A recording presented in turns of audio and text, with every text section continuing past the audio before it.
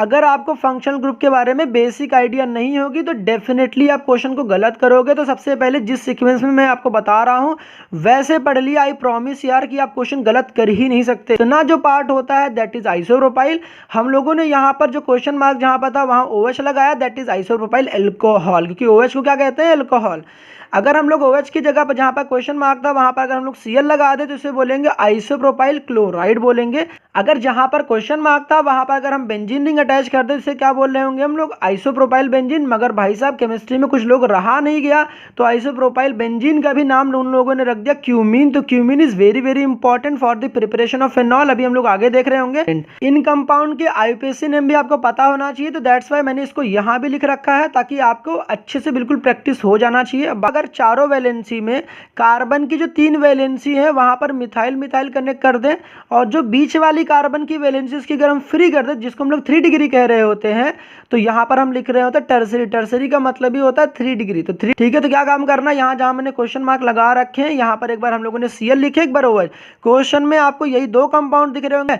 अगर हम लोग Cl लगाएंगे तो टर्सरी ब्यूटाइल क्लोराइड चिल्ला रहे होंगे और यहाँ पर OH लगाएंगे तो टर्सरी ब्यूटाइल एल्कोहल लिख रहे होंगे। कॉमन नेम भी मैंने लिख रखे हैं IUPAC नेम। ब्यूटाइल वगैरह क्या है, ये कॉमन नेम है और जो नीचे मैंने लिख रखा है वो क्या है, IUPAC नेम। यहाँ पर हम लोग Cl अटैच कर देते तो इसे हम लोग बोलेंगे बेंजाइल क्लोराइड। Cl लगा देंगे तो बेंजाइल साइनाइड, अगर NH2 लगा दिया तो बेंजाइल अमीन, और अगर यहाँ पर क्या लगा दिया OH लगा दिया तो बोल देंगे बेंजिल अल्कोहल। या फिर CH3CHO का स्ट्रक्चर ओपन करोगे तो कुछ ऐसा ही खुलेगा, तो इसका नाम क्या होगा, एसेट एल्डिहाइड। एल्डिहाइड क्यों बोला, क्योंकि यहाँ पर देखो CHO था, तो जब भी CHO होता तो क्या बोल रहे होते, एल्डिहाइड बोल रहे होते। सब में देखो CH3C डबल बॉन्ड, जितने कंपाउंड मैंने लिख रखे हैं आपको इससे ज़्यादा कंपाउंड मिल ही नहीं सकते, ठीक है। मैंने सारे ढूंढ के आपके लिए लिख कर यहाँ पर रख दिए हैं। अब देखो यहाँ पर CH3C डबल बॉन्ड एसिड तो लगाना ही लगाना है, जब भी CuNH2 होता तो क्या लगाते हैं, एमाइड। अब यहाँ देखो CH3C डबल बॉन्ड Cl होता है तो इसके लिए क्या लगाएंगे, एसिड। यहाँ भी लगाना है तो एसिटिल हो जाएगा, और जब भी COCl होगा तो क्या लगाएंगे, इल क्लोराइड, YL क्लोराइड। बात समझ में आ गई। अब इसी तरीके से यहाँ भी देखो इसका नाम क्या है, एसिड, तो यहाँ भी लगाना है क्योंकि देखो ये कीटोन है, मैंने स्टार्टिंग में कीटोन है इसलिए क्या लगाएंगे, ओन लगा देंगे। उसी तरीके से हमारे सामने आता है भाई एसिटोफेनोन वगैरह, भाई सारे कंपाउंड बड़े ही फेमस मैंने लिख रखे हैं। तो यहाँ पर एक चीज़ और आता है, देखो हमारे सामने आता 2-एसिटॉक्सी बेंजोइक एसिड है, इसको हम लोग क्या बोलते हैं, एसिटिल सैलिसिलिक एसिड बोल रहे थे। देखो एसिड यहाँ भी इस्तेमाल करा गया, इसका नाम क्या है, एस्पिरिन। ये जो भी गिवन कंपाउंड है दैट इज सैलिसिलिक एसिड, इसको हम लोग किसकी रिएक्शन करा देंगे, इसकी रिएक्शन करा देंगे CH3COCl के साथ करा देंगे। यहाँ पर लेते हैं पिरिडीन, क्या ले लेते हैं, पिरिडीन बेस के तौर पर इस्तेमाल करते हैं।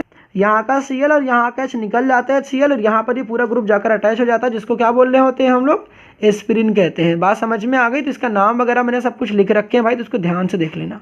HCHO को हम लोग क्या बोलते हैं, फॉर्मेल्डिहाइड। स्ट्रक्चर ओपन करोगे तो कुछ ऐसा दिखेगा।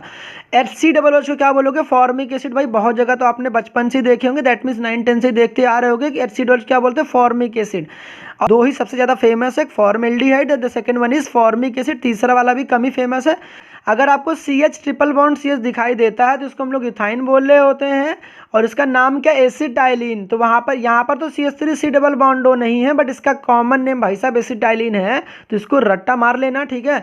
नेक्स्ट आता है सामने CH3C ट्रिपल बॉन्ड है, देखो दोनों में ही ट्रिपल बॉन्ड है, इसके नाम में भी देखो एसेट लगा है, एसिटोनाइट्राइल बोल रहे होते हैं, या फिर इसी को मिथाइल साइनाइड बोल रहे होते हैं, या फिर इसका IUPAC नेम क्या है, इथेन नाइट्राइल। ऊपर वाले लिखे गए इनमें कुछ अलग ही खासियत है, जो नीचे वाले लिखे गए इनमें कुछ अलग ही खासियत है। आपको नाम भी याद करने हैं और वो खास बात भी याद रखना है, ताकि आप आगे की क्वेश्चन करने के लिए बिल्कुल अच्छे से रेडी हो जाएं।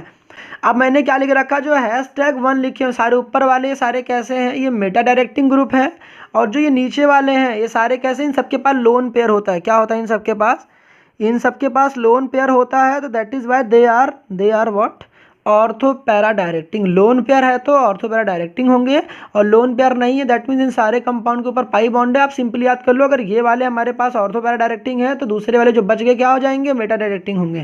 तो ये हम लोग क्वेश्चन करने में इस्तेमाल कर रहे होंगे, फिलहाल के लिए आप इतना दिमाग में रख लो।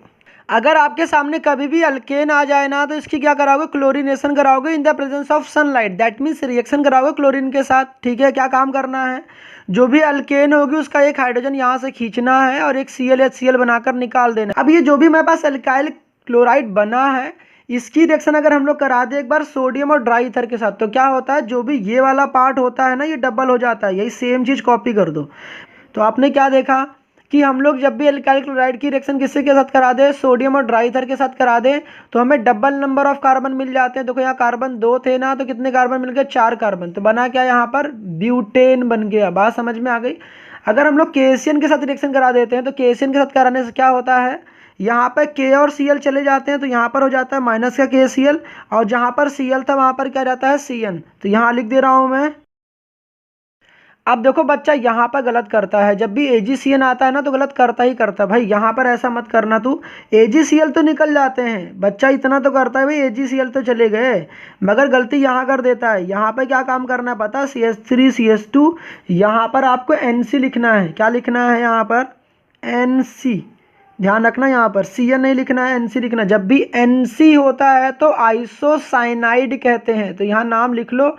अब जब भी आपके सामने मैग्नीशियम और ड्राई ईथर लिखा होगा तो कुछ नहीं करना है, जो भी Cl है ना इसके बीच में ना आपको क्या काम कर देना, मैग्नीशियम को ठूस देना है मत। तो ये हो गया इथाइल मैग्नीशियम क्लोराइड, ये क्या बन गया, ग्रिग्नार्ड रिएजेंट। तो यहाँ लिख दे रहा हूँ मैं अब पेपर में कई बार ये भी पूछ लेता है कि भाई हमारे सामने कोई और भी रिएक्शन है क्या जिससे हम लोग आइसोसाइनाइड की प्रिपरेशन कर सकते हैं। Yes we have another reaction through which we can prepare isocyanide. ठीक है, तो यहाँ पर देखो अगर हमारे सामने कभी भी 1 डिग्री अमीन हो, याद है जो मैं जो पॉइंट लिख कर लेकर आया हूँ ना, सारे इंपॉर्टेंट पॉइंट लिखा हूँ। तो यहाँ पर अगर हमारे सामने 1 डिग्री अमीन हो, इट मे बी एलिफैटिक और इट मे बी एरोमेटिक, तो क्या होगा, अगर क्लोरोफॉर्म दैट इज CHCl3 या फिर NaOH that is caustic soda.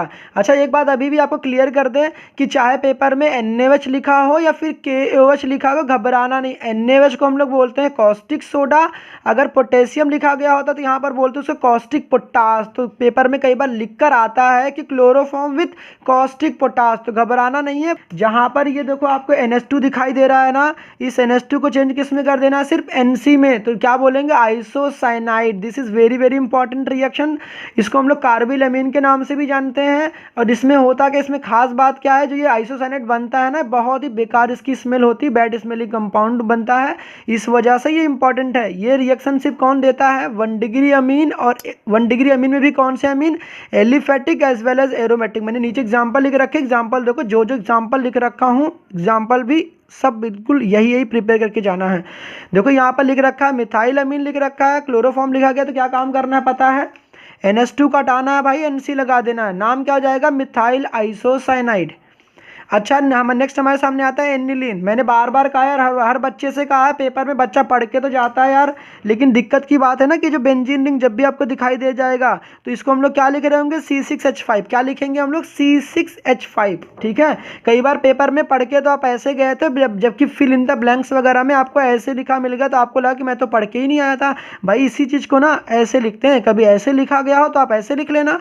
ठीक है, अब क्या काम करना, सेम फिर काम वही करना, NH2 कटा के NC लिख देना, नाम तो मैंने लिख रखे हैं बेंजीन। अब ये वाला पेज ना भाई बड़ा इंपॉर्टेंट है, क्योंकि यहाँ पर बच्चे को ना गलती क्या करता है, उसको रिएजेंट की सही इन्फॉर्मेशन होती नहीं है, तो किसी में भी कोई भी रिएजेंट चिपका कर चला आता है। मगर आप ऐसी गलती मत करना प्लीज़, नंबर नहीं मिलने वाले हैं, तो रिएजेंट पे फोकस करना। क्या काम करना है, अगर क्वेश्चन में कभी भी आपके सामने एल्कीन आता है, ठीक है, तो क्या फोकस क्या करनी है आपको, कार्बन कार्बन के बीच में डबल बॉन्ड पे आपको सारा फोकस रखना है। देखना है कि किस कार्बन के पास लेस नंबर ऑफ हाइड्रोजन है, किसके पास मोर नंबर ऑफ हाइड्रोजन है। तो यहाँ पर देखो क्या आएगा, अगर आपके एरो के ऊपर सिर्फ HBr या फिर HCl लिखा है, यहाँ पर देखो कुछ नहीं लिखा, कुछ लिखा नहीं, कुछ मेंशन नहीं है। अगर आपके एरो के ऊपर HBr लिखा गया हो, along with that peroxide लिखा गया हो, तो बी केयरफुल भाई, वहाँ सावधान हो जाना है। whenever there will be peroxide, आपको कौन सा रूल इस्तेमाल करना है, एंटी मार्कोनिकॉफ रूल। तो पहले तो हम लोग मार्कोनिकॉफ रूल पढ़ लेंगे, तो एंटी मार्कोनिकॉफ रूल आसानी से समझ में आ जाएगा। ठीक है, जब भी आपको ना पेरोक्साइड दिख जाए तो याद रखना एंटी मार्कोनिकॉफ रूल लगाना। कैसे लगाना भी मैं समझा रहा हूँ। दूसरी चीज़ कि जब भी आपको कुछ नाम लिखा हो कि एंटी पेरोक्साइड लिखा ही ना हो, तो दैट मीन्स यहाँ पर हमको कौन सा रूल फॉलो करना है, मार्कोनिकॉफ रूल। अब यहाँ पे कैसे फॉलो करते हैं इसको ज़रा देखो। अगर हमारे सामने सपोज करो HBr लिखा गया तो इसको प्लस में तोड़ो माइनस में। अब क्या काम करना है, जो HBr का जो H है ना वहाँ जाकर जुड़ेगा जहाँ पर H पहले से ही ज़्यादा है। देखो यहाँ पर H ज़्यादा है ना, और यहाँ पर H कम है, तो दैट मीन्स HBr का H वहाँ जुड़ेगा जहाँ H पहले से ही ज़्यादा है, दैट इज़ मार्कोनिकॉफ रूल। तो मैं कैसे याद करता हूँ, M for Markovnikov rule, M for more. तो जो HX का H उस डबली बॉन्डेड कार्बन पर जाकर अटैच होगा which possesses more number of hydrogen. तो यहाँ पर हम जोड़ देंगे तो क्या, देखो CH2 था तो एक जुड़ गया तो क्या करोगे, CH3 कर दोगे। और Br कहाँ जोड़ना है, इस वाले पे जिसके पास लेस होंगे, तो यहाँ पर CH रहेगा और यहाँ पर Br हो जाएगा। याद रखना कार्बन कार्बन के बीच में डबल बॉन्ड थे, जब दो लोग यहाँ पर अटैच हो रहे होते हैं तो एक बॉन्ड को हम लोग कम कर देते हैं। तो यहाँ डबल बॉन्ड था वो सिंगल बॉन्ड में कन्वर्ट हो गया। जहाँ H ज़्यादा थे वहाँ पर हम लोगों ने जोड़ दिए H। किसका रूल फॉलो करा हम लोगों ने, मार्कोनिकॉफ रूल। तो यहाँ बना क्या, 2 ब्रोमोप्रोपेन। क्या एंटी का मतलब होता है उल्टा, तो एंटी मार्कोनिकॉफ रूल में उल्टा रूल फॉलो करना। दैट मीन्स HBr का जो H है उस डबली बॉन्डेड कार्बन पर जाकर जुड़ेगा जहां पर लेस नंबर ऑफ हाइड्रोजन होंगे, क्योंकि मार्कोनिकॉफ रूल कहता था H वहां जोड़ना है जहां पर H मोर है। तो इस वाले में H वहां जोड़ेंगे जहां पर H कम है। तो H कम कहाँ पर है, यहाँ पर। तो इसका मतलब ये वाला H कहाँ जाके जुड़ेगा, तो यहाँ पर जुड़ेगा। तो यहाँ हो जाएगा CH2, Br ऑब्वियसली यहीं पर जाकर जुड़ जाएगा, तो यहाँ हो जाएगा Br। अब खास बात यहाँ पर यह है कि एंटी मार्कोनिकॉफ रूल में शुरुआत ए से होता है, ए का मतलब 1। अब ये क्यों बता रहा हूँ, जब भी आप कन्वर्जन कर रहे होते हो तो आपको 1 ब्रोमो चाहिए या 2 ब्रोमो चाहिए, इस बात का ध्यान रखना। अगर आपको 1 ब्रोमो चाहिए तो you will go with anti Markovnikov rule. अगर आपको 2 ब्रोमो चाहिए तो कहाँ जाना है, आपको मार्कोनिकॉफ रूल फॉलो करना है। तो एंटी मार्कोनिकॉफ रूल ABCD में पहले आता है, तो याद रखना 1 चाहिए हो रहा होगा तो एंटी मार्कोनिकॉफ रूल, और 2 वगैरह चाहिए रहेगा तो कौन सा, मार्कोनिकॉफ रूल फॉलो करना है। नीचे वाली रिएक्शन देखो ऊपर वाले के जैसा ही कुछ है, यहाँ पर रिएजेंट्स में चेंजेस हो रखे हैं। रिएजेंट अगर हमारे सामने ये होंगे तो क्या होगा और ये होंगे तब क्या होगा। अब यहाँ खास बात क्या है कि यहाँ देखो हाइड्रोजन परऑक्साइड लिखा गया है, दैट मीन्स कि आपको यहाँ पर भी कौन सा रूल फॉलो करना है, एंटी मार्कोनिकॉफ रूल। बट याद रखना जब भी ये सारे रिएजेंट्स लिखे हों हमको अल्टीमेटली इसको देख के समझ में आ जाना चाहिए कि हमें पानी जोड़ना है। लिखा भले ही कुछ हो, मेरा शॉर्ट ट्रिक क्या बनेगा, पानी जोड़ना है। अब पानी कैसे जोड़ेंगे, यहाँ पर भी पानी जुड़ेगा, यहाँ पर भी पानी जुड़ेगा, बट रूल अलग अलग फॉलो होंगे। यहाँ पर मार्कोनिकॉफ रूल लग रहा होगा और यहाँ पर एंटी मार्कोनिकॉफ रूल लग रहा होगा।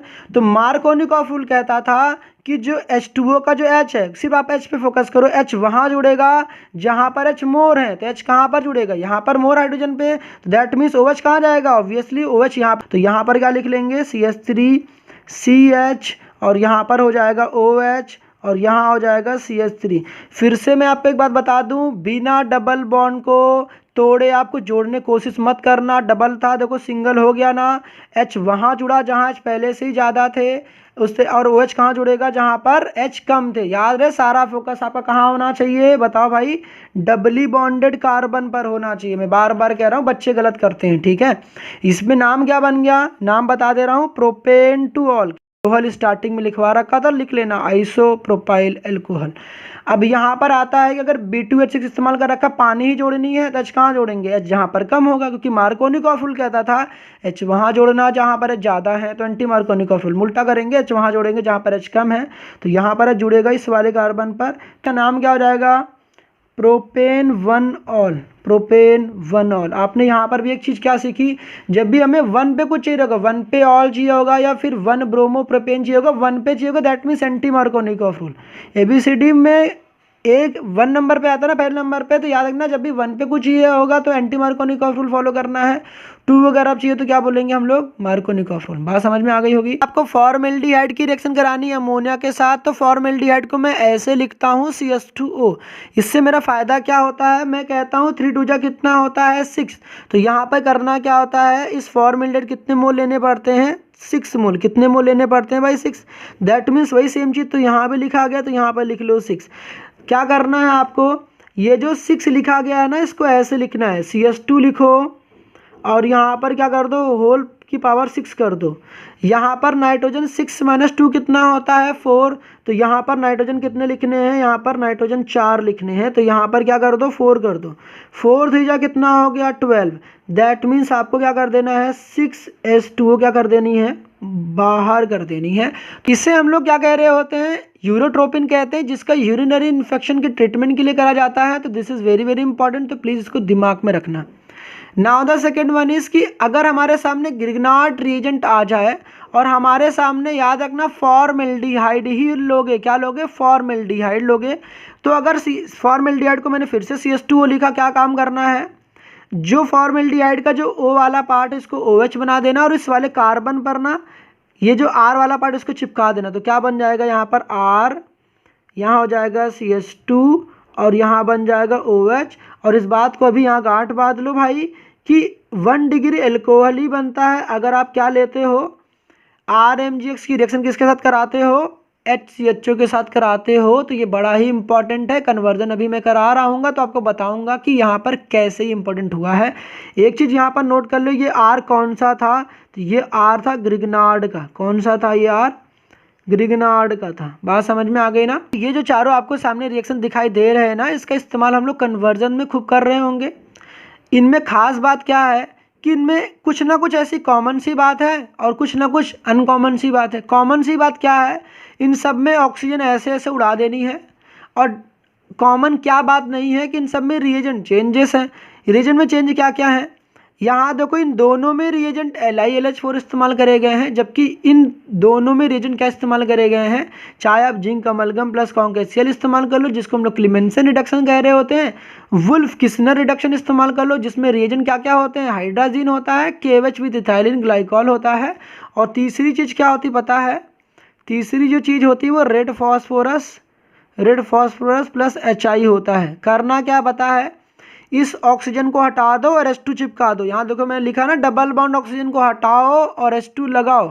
तो यहाँ पर देखो लगाओगे तो क्या बन जाएगा, R आएगा, यहाँ पर CH2OH आ जाएगा। यहाँ पर भी ऑक्सीजन हटाओगे तो क्या आ जाएगा, R आएगा, CH2NH2 आ जाएगा।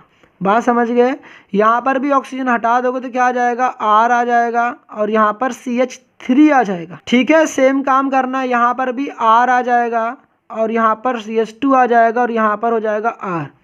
ध्यान रखना यहाँ पर जो हमारे प्रोडक्ट बने हैं ना, ये दोनों, इन दोनों केसेस में यहाँ पर बन रखा अल्केन। क्या बना है, अल्केन। अभी एग्जांपल देखते हैं, अच्छे समझ में आएगा भाई। इसको लिख लो, यहाँ पर पेपर में MCQ में भी पूछता है कि कार्बोक्सिलिक एसिड का रिडक्शन कराने पे LiLH4 के साथ क्या बनता है, तो लिख देना वहाँ पर 1 डिग्री एल्कोहल। यहाँ पर अगर LiLH4 इस्तेमाल कर एमाइड होगा तो क्या बनता है, 1 डिग्री अमीन बनता है। अब जो कुछ भी मैंने अभी आपको बताया है ना, उसके सारे एग्जांपल्स मैंने यहाँ आपको दे रखे हैं, इनको आप प्रैक्टिस कर लेना।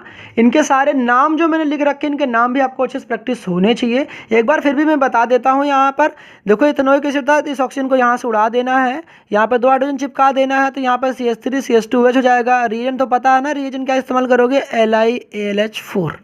सेम काम यहाँ पे भी करना है। बेंजोइक एसिड से क्या बन जाएगा, बेंजिल एल्कोहल, जो कि 1 डिग्री एलिफेटिक एल्कोहल है। स्टार्टिंग भाई साहब मैंने इन सब के कॉमन नेम अगर आपको बताए थे, तो रिएजेंट इन दोनों में सेम है। मैंने कहा था अगर फॉर्मेल्डिहाइड लेते हो तो आपको कैसे लिखना है, इसको CH2O लिखो। क्या काम करना, O को बना दो OH, O को क्या बना देना OH, और इस कार्बन पे क्या चिपकाना है, ये वाला पार्ट चिपका देना है। तो यहाँ हो जाएगा CH3 फिर CH2 और हो जाएगा OH। तो क्या बन गया, एथाइल एल्कोहल बन गया। सेम काम यहाँ पे भी करना है भाई। सब जो भी मैंने अभी आपको कॉन्सेप्ट सिखाया था, यहाँ पर भाई उसके प्रॉब्लम्स दे रखे हैं, यहाँ सोल्यूशन दे रखे हैं। समझ में तो आ ही रहा होगा। कॉमन नेम वगैरह बताने वाली जो बात थी वो सब तो मैंने स्टार्टिंग बता रखी थी। मैंने बार बार कहा, जब भी आपके सामने एल्डिहाइड हो या फिर कीटोन हो तो क्या काम करना है, चाहे आप क्लीमेंसन रिडक्शन का इस्तेमाल कर सकते हो, चाहे वुल्फ किस्नर रिएजेंट इस्तेमाल कर सकते हो। देखो ये हमारा वुल्फ किस्नर है। अगर जिंक अमलगम और कॉन्केसियल इस्तेमाल करते हो तो क्या बोलते हैं उसको, क्लीमेंसन बोलते हैं। ठीक है, तो सारे कंपाउंड का नाम वगैरह याद कर लेना प्लीज़। सारे जो भी कंपाउंड मैंने लिख रखे हैं सारे PYQs हैं। ठीक है, नेक्स्ट हमारे सामने आता है कि नाइट्रो ग्रुप का रिडक्शन किस प्रकार से करते हैं। यहाँ पर reagent is very very important. जब भी नाइट्रो ग्रुप आएगा तो 2 रिएजेंट सबसे ज़्यादा फेमस है, एक Fe+HCl और दूसरा कौन सा, SN+HCl। करना क्या है, मैंने रिडक्शन का मतलब बता रखा है। रिडक्शन का मीन्स क्या होता है, removal of oxygen, addition of hydrogen. तो यहाँ से जो ऑक्सीजन है ना, यहाँ से हट जाता है, 2 ऑक्सीजन चले गए हैं, तो यहाँ पर 2 हाइड्रोजन यहाँ पर आके डायरेक्ट चिपक जाएगा, तो यहाँ बन जाता है NH2। तो सेम काम करना है, इन सब में ऑक्सीजन चला जाएगा और हाइड्रोजन जुड़ जाएगा यहाँ पर, तो यहाँ बन जाएगा CH3NH2। नाम क्या हो जाएगा, मिथाइल अमीन या फिर कह सकते हो मेथना अमीन। इसका नाम करोगे तो क्या करोगे, रिएजेंट वही सेम इस्तेमाल करना, क्योंकि मेरे पास कई सारे ऑप्शन है, जो मन करे वो इस्तेमाल कर लो यार। तो यहाँ पर NO2 किस में चेंज हो जाएगा, NH2 में। इसका अब यहाँ पर पता आपको ये होना चाहिए, मैंने स्टार्टिंग में भी आपको बताया था कि भाई ये जो नीचे वाला पार्ट है ना, ये वाला पार्ट, इसी को हम लोग क्या कह रहे होते हैं, ये C6H5 कह रहे होते हैं। जो नीचे वाला पार्ट इसी को C6H5 कह रहे होते हैं, और इसको लिखते हैं NO2। पेपर में कई बार भाई साहब आपके पेपर में ऐसे ना लिखकर ऐसे ही मिलेगा, तो घबराना मत, आप उल्टा ऐसे लिख देना अगर आपको प्रैक्टिस ऐसे ना ऐसे हो तो। सेम काम करना नीचे वाले में, जैसा कि आपको पता ही है हमारे सामने एनिलीन जो बना था ना, अगर इसकी रिएक्शन करा दे सोडियम नाइट्राइट प्लस HCl। अब दूसरी सबसे ध्यान में रखने वाली बात क्या है, पेपर में NaNO2 प्लस HCl की जगह पर आपको क्या मिलेगा, HNO2 देखने को मिलेगा। तो चाहे ये लिखा हो चाहे ये लिखा हो, दोनों का मतलब सेम ही होता है। भाई NH2 जो होता है ना, NH2 को हटा के चिपकाना क्या, N2 प्लस Cl-, इसका नाम क्या होगा, बेंजीन डाइएजोनियम क्लोराइड बोलते हैं। याद रखने वाली बात क्या है, product side nitrogen gas liberate नहीं होता है। क्यों ऐसा लिखा, अभी यहाँ नीचे वाले में कुछ खास है। जब भी हमारे सामने लेटर सपोज एग्जांपल ले रखा CH3 CH2 NH2, याद रखना ये कौन सा अमीन था, ये 1 डिग्री एरोमेटिक अमीन था। तो 1 डिग्री एरोमेटिक अमीन में फेमस एग्जांपल कौन सा है, एनिलीन है। और जो यहाँ बताने जा रहा हूँ ये सब कैसे अमीन है, ये एलिफैटिक अमीन है। करना क्या है, यहाँ पर सबसे पहले हम लोगों ने कंपाउंड ले रखा जिसका नाम क्या है, इथाइल अमीन, या फिर कह सकते हैं एथना अमीन ले रखा है। इसकी रिएक्शन करा रहा हूँ नाइट्रस एसिड के साथ। करना क्या, इसका स्ट्रक्चर ओपन करो। जब भी स्ट्रक्चर ओपन करोगे ना, तो क्या काम करना, इसी को मैंने यहाँ पर ऐसे लिख रखा है, इस स्ट्रक्चर को एज इट इज यहाँ पे रखो। तो यहाँ पर क्या मिलेगा, H2O निकल जाएगी, नाइट्रोजन गैस निकल जाएगी, और CH3 CH2 OH बन जाएगा। पेपर में क्वेश्चन पूछता है कौन सा अमीन नाइट्रस एसिड के साथ रिएक्शन करके नाइट्रोजन गैस लिबरेट करेगा। तो याद रखना 1 डिग्री एलिफैटिक जो अमीन्स होते हैं वो प्रोडक्ट साइड में नाइट्रोजन गैस लिबरेट करते हैं, जबकि 1 degree aromatic amine product side nitrogen gas liberate नहीं करते हैं। शॉर्ट ट्रिक तो समझ में आ गया होगा, NH2 हटाना होता है और OH लगाना होता है। ठीक है, NH2 हटाओ OH लगाओ, बट कंडीशन क्या है, that amine should be aliphatic. ठीक है, अब बच्चा कंफ्यूज रहता है कि सर मेरे को समझ नहीं आता कि एलिफैटिक अमीन कौन सी होती है, एरोमेटिक अमीन। अगर NH2 डायरेक्ट बेंजीन रिंग से कनेक्टेड है तो एरोमेटिक है। अगर NH2 देखो बेंजीन रिंग से डायरेक्ट कनेक्टेड है, बिल्कुल नहीं भाई, पहले CH2 से कनेक्ट है फिर बेंजीन से कनेक्टेड, दैट मीन्स ये एलिफैटिक की तरह बिहेव करेगा। तो ये जो NH2 होगा वो OH में ही कन्वर्ट होगा। इसको कोशिश भी मत करना N2 प्लस Cl- में कन्वर्ट करने की। एरोमेटिक कैसे पहचानोगे, अगर NH2 डायरेक्ट बेंजीन रिंग से कनेक्टेड होगा तो उसे क्या बोलोगे, एरोमेटिक। अगर NH2 डायरेक्ट बेंजीन रिंग से कनेक्टेड ना हो तो क्या बोलोगे, एलिफैटिक। तो this is also aliphatic and this one is also aliphatic. बात समझ में आ गई। जब भी साइनाइड हो या फिर नाइट्राइल कह दो, तो अगर इसका हम लोग कंप्लीट रिडक्शन करा रहे होते हैं, रिएजेंट क्या क्या इस्तेमाल कर सकते हैं, रिएजेंट के तौर पर हम लोग H2 निकिल पैलेडियम या PT, याद कैसे करोगे, नहीं पढ़ोगे पिटोगे। तो हाइड्रोजन के साथ निकिल भी हो सकता है, पैलेडियम भी हो सकता है, प्लेटिनम भी हो सकता है। और यहाँ पर LiLH4 इस्तेमाल कर ले, लिथियम एल्यूमिनियम हाइड्राइड, या फिर सोडियम विथ इथाइल अल्कोहल इस्तेमाल कर ले।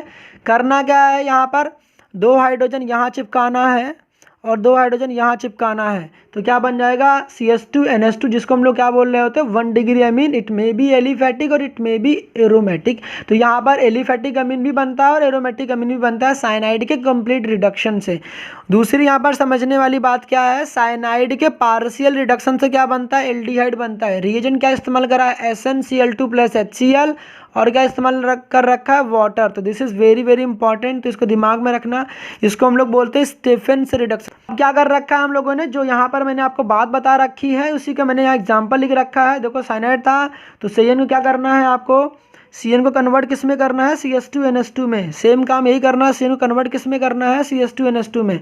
सारे नाम वगैरह मैंने लिख रखे, तो जो जो नाम लिख रखे हैं प्लीज़ उसको प्रैक्टिस कर लेना। अगर देखो हमारे पास CN तो है, CHO में जाना है तो कौन सा रिएजेंट इस्तेमाल करोगे, SnCl2 plus HCl। Second step क्या है, हाइड्रोलिसिस। हाइड्रोलिसिस का मतलब रिएक्शन विथ वाटर। तो क्या बन जाएगा, CN CHO में कन्वर्ट हो जाएगा। सेम प्रोसेस यहाँ पर भी इंप्लीमेंट करना है। अभी हमारे सामने साइनाइड होगा तो आपको एरो के ऊपर ये सारी चीज़ें देखने को मिल सकती है। चाहे डाइल्यूट H2SO4 लिखा, डाइल्यूट लिखा होगा, याद रखना भाई क्या लिखा होगा, डाइल्यूट, या फिर डाइल्यूट HCl लिखा होगा, H2H+ लिखा होगा, या फिर H3O+ लिखा होगा। मैंने क्या लिख रखा है, क्वेश्चन में कुछ ना बोला हो तब भी हम कंप्लीट हाइड्रोलिसिस करेंगे। तो यहाँ पर हम लोगों ने क्या करा, कंप्लीट हाइड्रोलिसिस। तो याद रखना साइनाइड के कंप्लीट हाइड्रोलिसिस से कार्बोक्सिलिक एसिड बनता है। दैट मीन्स कि जो CN होता है वो कन्वर्ट हो जाता है COOH में। किस में कन्वर्ट हो जाता है, COOH में। लेकिन अगर हमारे सामने साइनाइड हो और एरो के ऊपर याद रखना लिखा होगा, कुछ ना बोला हो तो आप कंप्लीट ही करके आओगे। और जब भी पार्शियल होता है तो क्वेश्चन में बोला होता है, तो घबराना मत। हमेशा क्वेश्चन पेपर में आपके लिखा होता है पार्शियल। जब भी पार्शियल लिखा होगा, सामने साइनाइड लिखा होगा, तो क्या काम करना है, यहाँ पर एमाइड बनानी है। क्या बनानी है, एमाइड। बात समझ में आ गई। अब सुनो, जो भी हमारे सामने जो एमाइड बना, अगर इसकी हम लोग फर्दर हाइड्रोलिसिस करा दें तो फिर से हमें कार्बोक्सिलिक एसिड ऑब्टेन हो जाता है। जब भी जो भी एमाइड बना है उसकी हाइड्रोलिसिस करा दोगे तो क्या बन जाए, कार्बोक्सिलिक एसिड। यहाँ पर पानी को ऐसे स्ट्रक्चर खोलो, इसका स्ट्रक्चर खोलो, अमोनिया बनाकर निकाल लोगे तो हमें ये मिल जाएगा। डाइल्यूट नहीं भाई, conc H2SO4 Al2O3 350 degree Celsius, P2O5 H3O4, ये सब क्या है, डिहाइड्रेटिंग एजेंट है। गिवन मॉलिक्यूल से पानी रिमूव करने का काम करते हैं। ठीक है, तो यहाँ पे क्या काम करना है, यहाँ पे माइनस H2O करनी है। पानी कहाँ से निकालोगे, ये वाला और ये वाला, इन दोनों को निकाल दो और यहाँ पर C और N को आपस में साइनाइड बना दो। तो एमाइड से भी साइनाइड बन सकता है। क्या इस्तेमाल करोगे, रिएजेंट P2O5।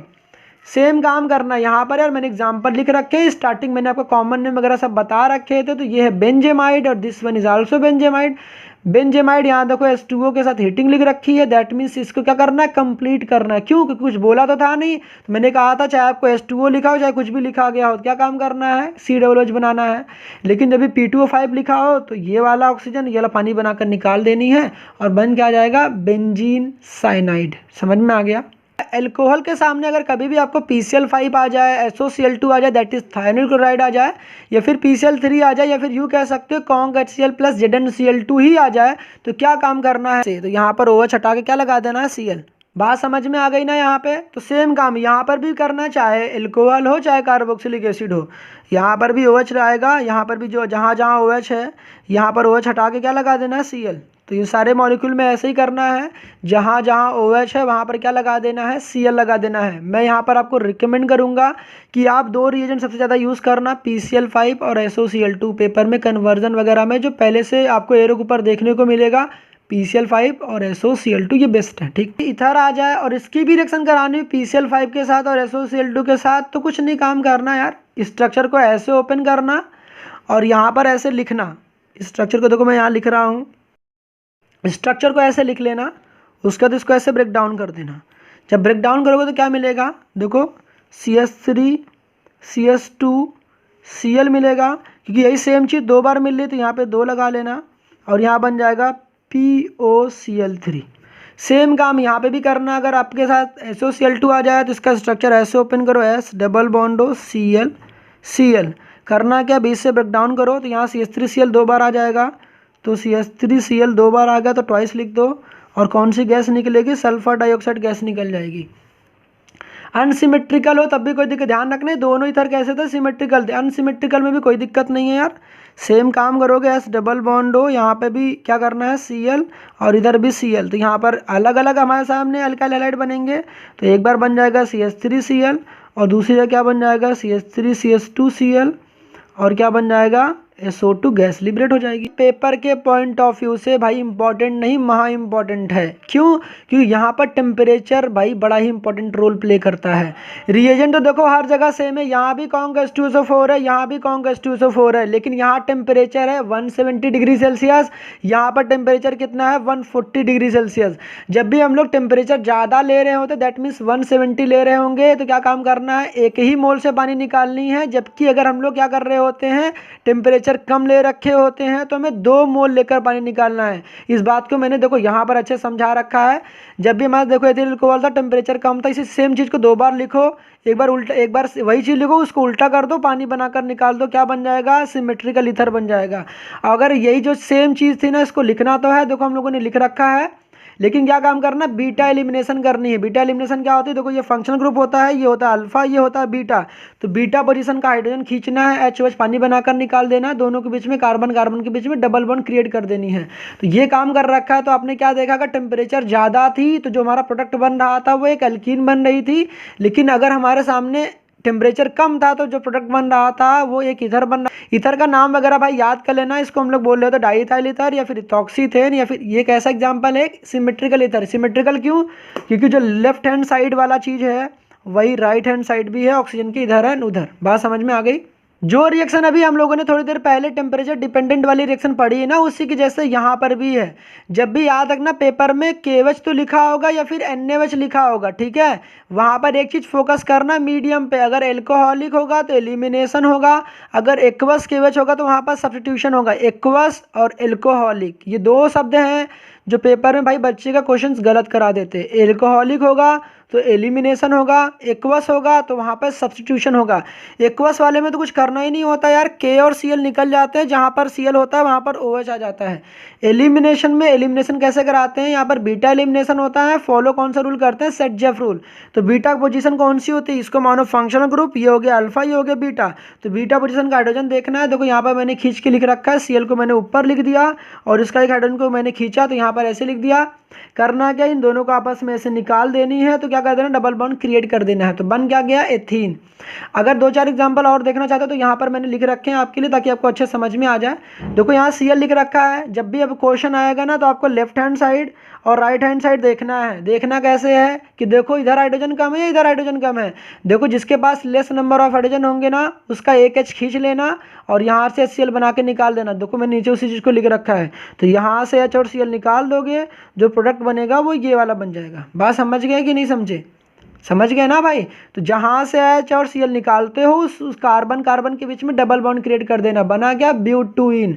तो सेट-जेफ रूल में क्या सीखा आपने कि Cl तो निकलेगा, Cl एक H को भी लेकर निकलेगा, मगर H कौन सा लोगे, that possess less number of hydrogen. तो इस बात का दिमाग में रख लेना, ठीक है। अब इसे ध्यान से पढ़ो, मैंने क्या लिख रखा है। अगर हमें प्रोडक्ट के साइड में अल्केन बनाना हो ना तो हमारे पास 5 रास्ते हैं। पहला, क्लीमेंसन रिडक्शन इस्तेमाल कर सकते हो, रिएजेंट मैंने लिख रखे हैं। आप वुल्फ किस्नर इस्तेमाल कर सकते हो, रिएजेंट आल्सो रिटन है। आप रेड फॉस्फोरस प्लस HI भी इस्तेमाल कर सकते हो, बिल्कुल सेम काम करना है। ध्यान रखना इन तीनों में खास बात क्या है, इन तीनों में खास बात ये है कि यहाँ पर आप सिर्फ एल्डिहाइड लोगे और कीटोन ही लोगे। बात समझ में आ गया। ये जो कंपाउंड है एल्डिहाइड और कीटोन को किस में कन्वर्ट कर देते हैं, अल्केन में कन्वर्ट कर देते हैं। और यहाँ पर आता है डिकार्बोक्सिलेशन रिएक्शन, इसमें भी अल्केन ही बनता है। और यहाँ पर आता है वुड्स रिएक्शन। इनमें खास बात क्या है, पहले इसको पढ़ लो, क्योंकि रिएक्शन में यहाँ कुछ खास नहीं ना, यही मेन बातें हैं। अगर आपके सामने ये 1 2 3 वाले जो लिख रखे हैं आएंगे तो यहाँ पर जितने रिएक्टेंट में कार्बन होते हैं उतने ही प्रोडक्ट में कार्बन बनने होते हैं। ना कार्बन इंक्रीज करती है ना डिक्रीज करती है। अल्केन तो बनता है बट नंबर ऑफ कार्बन ना इंक्रीज करते हैं ना डिक्रीज करते हैं। लेकिन डीकार्बोक्सिलेशन में जैसा कि आपने पढ़ा होगा ना, DE का मतलब होता है रिमूवल। तो डीकार्बोक्सिलेशन में एक कार्बन कम करना होता है, तब हम लोग इस्तेमाल कर रहे होते हैं। जबकि वुड्स रिएक्शन में जब हमें नंबर ऑफ कार्बन डबल करने होते हैं तो हम लोग वुड्स रिएक्शन का इस्तेमाल करते हैं, ठीक है। अब रिएक्शन में तो कुछ है नहीं भाई, रिएक्शन में सच में कुछ नहीं है। क्या काम करना होता है, जब भी ये तीनों लिखे गए हों तो क्या काम करोगे, यहाँ से ऑक्सीजन को हटाना है, यहाँ से भी ऑक्सीजन को हटा दो, H2 लगा दो। सिंपल सा फंडा यही है। तो क्या बन जाएगा, ऑक्सीजन को हटा दो, H2 लगा दो। एक H तो पहले था, एक H2 और लगा देंगे तो कितना हो जाएगा, CH3 हो जाएगा। बन गया इथेन बन गया। यहाँ पर अगर हम लोग बना दें, ऑक्सीजन को हटाएंगे, ऑक्सीजन को हटाना है और H2 चिपकाना है, H2 चिपका देनी है और यहाँ पर क्या करना, ऑक्सीजन को यहाँ से उठा के फेंक देना है, ठीक है। तो यहाँ क्या बन जाएगा बताओ, CH3, जिसका नाम क्या हो जाएगा, टोलुवीन। भाई बेंजल्डिहाइड से क्या बना लिया, बेंजल्डिहाइड से टोलुवीन बना लिया हम लोगों ने। अगर हमारे सामने कीटोन आता है, कीटोन में भी क्या खास बात है, समझ में आ गया। CH3 रहेगा, CH2 रहेगा, फिर यहाँ पर क्या रहेगा, CH3 आ जाएगा। सेम काम यहाँ पे करना है, CH3 होगा, CH2 होगा और यहाँ पर क्या हो जाएगा, बेंजीन रिंग चिपका देनी है। तो यहाँ पर क्या बन गया, ये हो गया प्रोपेन, ये और क्या हो गया, इथाइल बेंजीन। रिएजेंट तो समझ में आ गया ना भाई। अब डिकार्बोक्सिलेशन रिएक्शन में ना रिएजेंट का इस्तेमाल करते हैं सोडा लाइम। सोडा लाइम क्या होता है भाई, NaOH plus calcium oxide. NaOH का मतलब क्या होता है, कॉस्टिक सोडा, और कैल्शियम ऑक्साइड को क्या बोलते हैं, क्विक लाइम। दोनों का देखो, यहाँ का सोडा लिया गया, यहाँ का लाइम लिया गया, तो क्या बोलते हैं, सोडा लाइम। अब रिएक्शन में तो कुछ खास वगैरह है नहीं। डिकार्बोक्सिलेशन का मतलब होता है रिमूवल ऑफ कार्बन डाइऑक्साइड। तो जहाँ भी आपको RCOOH दिख रहा होगा, इसको गोली मार देना CO2 को। CO2 को यहाँ से उड़ा दोगे, यहाँ से जब उड़ा दोगे तो क्या मिल जाएगा, R और H। यहाँ पर क्या मिल जाता है, R और H। अगर आपके सामने कभी RCOONA लिखा गया हो, मेरे फ्रेंड वगैरह तो ऐसे ही याद करते थे, कूना, RCOONA, कूना। तो क्या करना है, NaOH जो आपको दिखता है ना, तो इसको ऐसे पकड़ना है और ऐसे यहाँ पे निकाल देना। तो बनता क्या यहाँ पर, Na2CO3। सेम प्रोसेस है यार, चाहे ऐसे लिखा हो चाहे ऐसे लिखा गया हो, करना क्या, यहाँ बनता है अल्केन। एग्जाम्पल देखते हैं भी समझ में आ जाएगा। यहाँ से भी उड़ा देनी है तो क्या बन जाएगी, यहाँ सिंपली बेंजीन बन जाएगा। अब दूसरे वाले में देखो, इसका नाम क्या है, सोडियम बेंजोएट है, कैल्शियम ऑक्साइड लिखा गया है। सिंपली करना कि इस वाले पूरे पार्ट को यहाँ उड़ा दो और यहाँ पर चिपका दो, यहाँ पर भी क्या बन जाएगा, बेंजीन बन जाएगा। यहाँ पे भाई पूरा ये वाला पार्ट ये रहा, देखो इसको निकाल दो, CH3 और H को चिपका दो, क्या बन जाएगा, CH4, मीथेन बन गया। और यहाँ पर क्या बन गया, Na2CO3। सिंपल सा काम करना है, डिकार्बोक्सिलेशन में कुछ नहीं है। देखो नंबर ऑफ कार्बन डिक्रीज करे कि नहीं करे, यहाँ कार्बन देखो 2 थे, 1 2, यहाँ पर कार्बन कितना हो गया, 1। तो एक कार्बन जब भी डिक्रीज करना हो ना, तो डिकार्बोक्सिलेशन रिएक्शन का यूज करेंगे।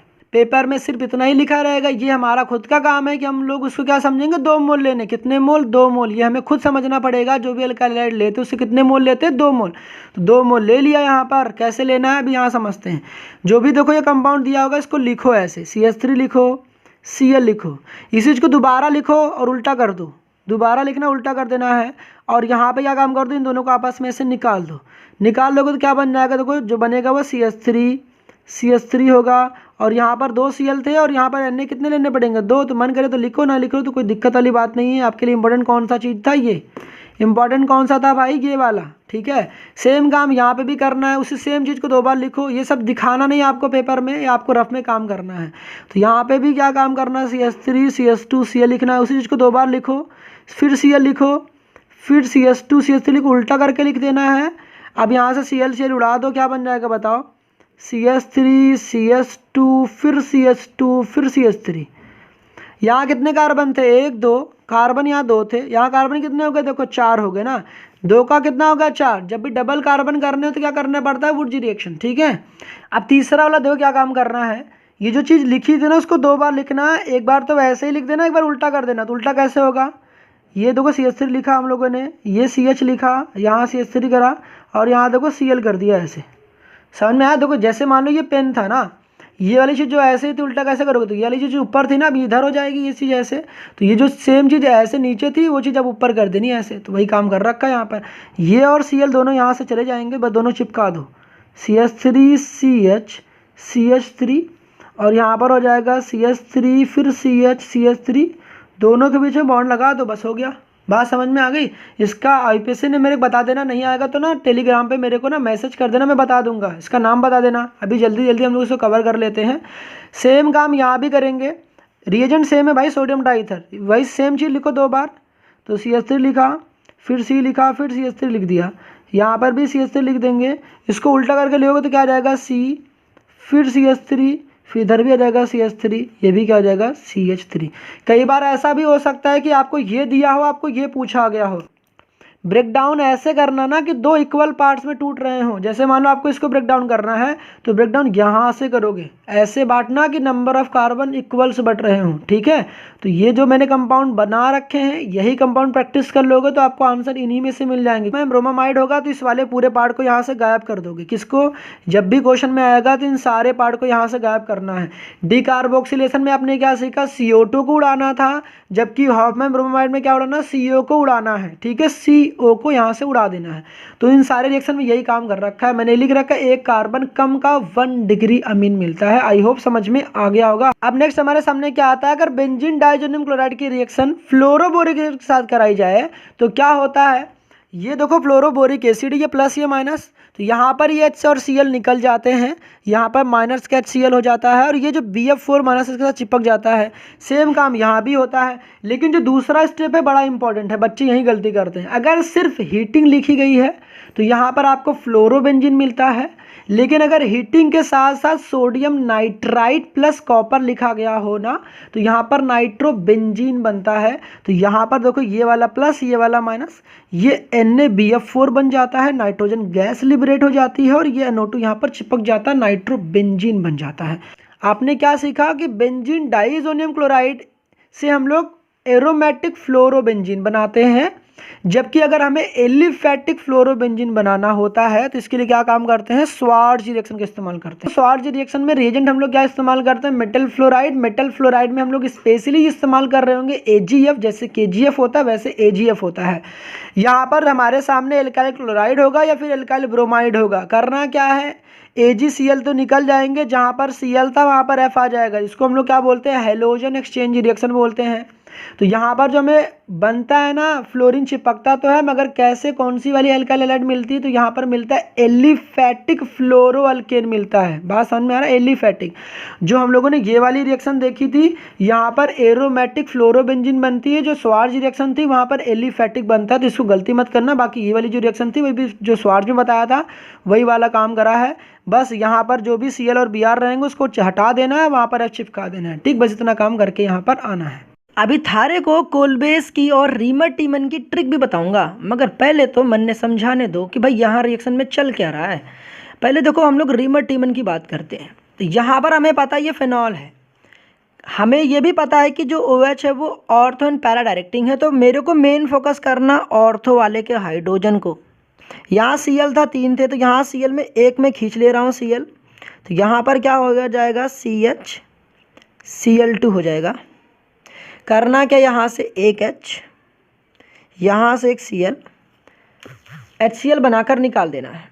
कहाँ लिखोगे इसको, यहाँ लिख देना माइनस का HCl।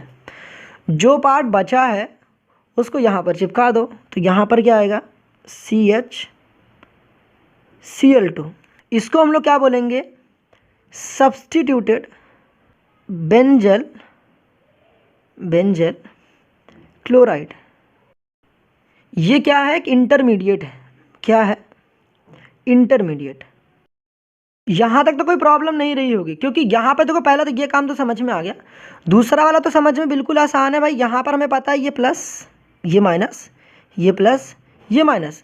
हमें पता है कि ये कार्बोलिक एसिड है। मैंने बार बार कहा कि फिनॉल का दूसरा नाम है कार्बोलिक एसिड। ये एसिड, ये बेस H प्लस और OH माइनस पानी बनकर निकल गए।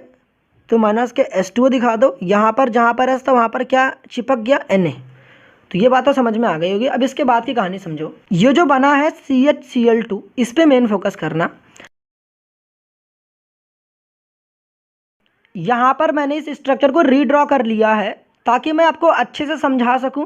अब दो चीज़ दिमाग में रखना। अभी इसी के जैसा मैं एक सिमिलर रिएक्शन आपको और दिखाता हूं, आपके बुक में ही दिया है, ठीक है। अब यहाँ पर हमें एक बात पता होना चाहिए कि एक Na और एक Cl एक NaCl बनकर निकल जाता है। तो यहाँ Cl 2 हैं, तो मेरे को NaOH भी 2 चाहिए। तो यहाँ पर मैं NaOH को मैं 2 बार लिख दे रहा हूँ। अब समझ में आ गई। चाहता तो मैं 2 यहाँ आगे लगा सकता था, मगर मेरे को पता है कुछ लोग समझ में नहीं आएगा, इसी वजह से मैंने NaOH को 2 बार लिख दिया। अब हमें क्या पता है कि यहाँ जहाँ Cl है वहाँ पर Na और Cl तो निकल जाएंगे।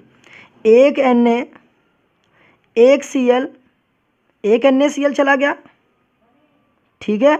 इन द सेम में 2 Na है, फिर दूसरा भी जो Na और Cl है, फिर दूसरा NaCl निकल जाएगा। टोटल NaCl निकले कितने, 2 NaCl। आप यहाँ पर शॉर्ट में जिसको समझ में आ गया वो लिख लेना माइनस का 2 NaCl, ठीक है। मान 2 NaCl चले जाएंगे। हमें पता है जब दोनों Na चले गए तो 2 OH बचे थे कि नहीं बचे थे। जहाँ पर Cl है वहाँ पर OH लग जाएगा। तो जहाँ पर Cl है वहाँ पर मैं OH लिख के यहाँ दिखा दे रहा हूँ। ये बात तो आपको समझ में आ रही है ना कि मैंने क्या किया है। जहाँ पर देखो दोनों Cl थे वहाँ पे मैंने 2 OH लगा दिए। कैसे लगे, 2 Cl चले गए और 2 OH आ गए। ये सारा काम आप रफ में बहुत फास्टली कर सकते हो, क्योंकि मेरे को यहाँ समझाना है, तो इस वजह से मैं यहाँ आपको लिख के दिखा रहा हूँ। आप रफ में क्या काम करोगे, सीधे इसका स्ट्रक्चर बनाना। दोनों जो Cl है वहाँ 2 OH चिपका देना, सीधे Cl की जगह पर सीधे खट्टे थे हटाना इसको और OH लगा देना। और OH लगाते ही आपको एक बात पता होना चाहिए कि सेम एटम पर अगर 2 OH हो जाए तो अनस्टेबल होता है, यहाँ से पानी बनकर निकल जाता है। तो यहाँ पर क्या हो जाएगा, ये पानी बनकर निकल जाएगा और यहाँ देखो बन के पानी बनकर निकल गया। तो यहाँ पर क्या हुआ, 2 NaCl गए और माइनस का एक पानी भी चला गया। तो यहाँ पर 2 NaCl गए, एक पानी चला गया, यहाँ पर देखो CHO बन गया CHO। तो यहाँ पर क्या बनेगा, यहाँ पर आ जाएगा CHO। अब उसके बाद हम लोग को पता है कि बार बार हम लोगों ने करा था यार, जब भी ONA लिखा हो तो हमें क्या करना पड़ता है, इस Na को हटाकर अगर जब भी हमें H लगाना तो इसकी एसिडिफिकेशन करते हैं। जहाँ पर हम लोगों ने देखा था, इसके पहले वाले में भी देखा था, कोल बेस रिएक्शन में एसिडिफिकेशन करानी पड़ती है। तो यहाँ पर भी हम लोगों ने एसिडिफिकेशन कराया है। चाहे आप HCl लिखो या फिर कई बार आपके पेपर में H+ लिखा मिलेगा, तो आप घबराना। देखो Na और Cl चले गए, जहाँ पर Na था वहाँ पर H चला जाएगा, या सिंपली कह दो Na कटा के H लगा दो। तो लास्ट स्टेप में हम लोगों ने एसिडिफिकेशन करा और यहाँ पर क्या बन गया CHO, जिसको हम लोग कहते हैं क्या, ये है सैलिसिल एल्डिहाइड। आपको पता अगर इसका IUPAC नाम रखना चाहते हो तो क्या करोगे, नंबरिंग यहाँ से करेंगे 1 और यहाँ करेंगे 2, तो क्या हो जाएगा 2 हाइड्रोक्सी बेंजल्डिहाइड। तो लिख देता हूँ मैं यहाँ पे नाम। आई थिंक यहाँ तक सारी बातें आपको एकदम बिल्कुल क्रिस्टल क्लियर हो चुकी होगी। अब इसी के जैसा एक सिमिलर रिएक्शन देखते हैं। जैसा कि आपको ये दिख रहा है आपके सामने, ये क्या लिखा हुआ, टोलुवीन है। यहाँ पर हम लोग करने क्या वाले हैं कि ये जो मेरे पास साइड चेन गिवन है ना CH3, इसका हम लोग करने वाले हैं chlorination in the presence of sunlight. तो क्या आपको इतनी बात पता है कि यहाँ पर मेरे पास 2 क्लोरीन है, तो 2 क्लोरीन 2H को भगाएंगे कि एक H एक Cl एक HCl निकल जाता है। तो यहाँ पे 2 क्लोरीन है तो 2 HCl निकल जाएंगे। तो यहाँ पर होगा क्या, देखो यहाँ पर 2 Cl है ना, तो दोनों Cl इस तरीके से आएंगे, यहाँ से एक HCl चला जाएगा, फिर दूसरा HCl भी चला जाएगा। यहाँ पर देखो इस कार्बन की 2 वैलेंसी फ्री हो जाएंगी, ये वाली है, क्योंकि H और Cl तो चले गए ना, ये वाला भी H और Cl चला गया ना, तो यहाँ पर कार्बन की 2 वैलेंसी फ्री हो गई। अब जहाँ कार्बन की 2 वैलेंसी फ्री हो गई वहाँ पे 2 क्लोरीन और आ जाएंगे। तो इसके लिए मैंने क्या काम करे हैं, यहाँ पर आपको 2 मोल क्या करने पड़ेंगे, Cl2 के यूज़ करने पड़ेंगे। तो यहाँ पर क्या होगा, 2 Cl जो Cl2 थे वो एक तो यहाँ यूज़ हो गया HCl में, और 2 जो Cl थे यहाँ पर हाइड्रोजन जब हट जाएगा तो यहाँ चिपक जाएगा। तो होगा क्या अल्टीमेटली, यहाँ पर 2 कार्बन रहेगा, ये देखो हाइड्रोजन रहेगा, और यहाँ पर देखो बनेगा 2 Cl। देखो एक Cl यहाँ पर और एक Cl यहाँ पर, जिसको आपके बुक में कैसे लिखा गया, देखो ऐसे लिखा गया आपके बुक में। जब आप उठा के देखोगे ना एल्डिहाइड कीटोन कार्बोक्सिलिक एसिड में, तो CHCl2 करके लिखा गया। तो वो चीज़ वही है, देखो CHCl2, जिसको हम लोग बोलते हैं क्या है, बेंजल क्लोराइड। बात समझ में आ गई होगी। अभी मैंने आपको एक शॉर्ट ट्रिक क्या बताई है कि जब भी आपके पास देखो 2 Cl दिख रहे हैं, कि यहाँ पर Cl एक यहाँ पर Cl, आप खटाक दे, काम करो, इन दोनों Cl को हटाओ, दोनों Cl को हटाओ और OH लिख दो। लिख दिया आपने OH, पेन ख़त्म हो गया, पेन चेंज करता हूँ पहले। अब समझना स्टार्ट करते हैं यहाँ पर फिर से, कि यहाँ पर मैंने क्या कहा कि 2 Cl थे, दोनों Cl को हटाओ, यहाँ पर 2 OH चिपका दो। अब उसके बाद क्या काम करना था, दोनों जब भी एक सिंगल एटम पे 2 OH हो जाए तो क्या होता है, अनस्टेबल होता है, पानी बनकर निकल जाता है। यहाँ से एक OH, यहाँ से एक H, पानी बनाकर निकाल दो। बात समझ में आ गई क्या। तो हम लोगों ने इससे क्या प्रिपेयर करा, टोलुवीन से बना लिया है बेंजल्डिहाइड। ऊपर भाई साहब नोट डाल लेना और वहाँ पर लिख लेना, बेंजल्डिहाइड को प्रिपेयर करने का कॉमर्शियल मेथड है ये रिएक्शन। तो ये इंपॉर्टेंट है, पेपर में कई बार पूछ लेता है बेंजल्डिहाइड को कॉमर्शियली कैसे प्रिपेयर करा जाता है। तो आपको पता होना चाहिए कि टोलुवीन का हम लोग साइड क्लोरीनेशन कर देते हैं तो बेंजल क्लोराइड बन जाता है, उसकी हम लोग फर्दर हाइड्रोलिसिस कर देते हैं तो क्या बन जाता है, बेंजल्डिहाइड बन जाता है। ये किसी भैया को अगर समझ में नहीं आया तो बता देना, यहाँ वाली स्टेप। यहाँ देखो पानी के 2 टुकड़े होते हैं ना, H+ और OH-। हमें पता है कि एक H एक Cl HCl बन के निकल जाता है। तुम्हें पता है कि 2 हमारे पास H चाहिए होंगे तो पानी के 2 मोल ले लेंगे। यहाँ पर पानी कितने मोल ले लेंगे, यहाँ पर 2 मोल ले लेंगे, तो यहाँ पर 2H+ 2OH- मिल जाएंगे। जहाँ पे 2 Cl होंगे, दोनों OH मैंने चिपका दिए।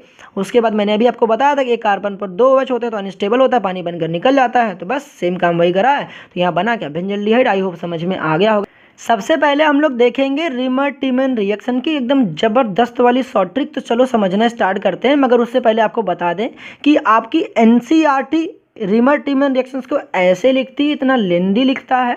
मगर आप अगर चाहते हैं पेपर में इसको शॉर्ट फॉर्म में लिखना है तो आप ऐसे भी लिख सकते हैं। फिनॉल की रिएक्शन क्लोरोफॉर्म एंड NaOH के साथ कराई है तो बना क्या हमें, सैलिसिल एल्डिहाइड, जिसको हम लोग क्या बोलते हैं, 2 हाइड्रोक्सी बेंजल्डिहाइड, जो कि इसका IUPAC नेम है।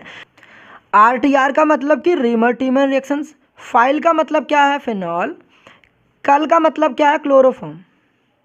कौन सा फॉर्म? क्लोरोफॉर्म। बस का मतलब देखो बेस है। अब यहाँ पर साली का क्या मतलब है भाई, और यहाँ पर हाइड देखो इसको क्या मतलब है, देखो सैलिसिल एल्डिहाइड, सैलिसिल एल्डिहाइड, तो इसी में पूरा चीज़ हो गया।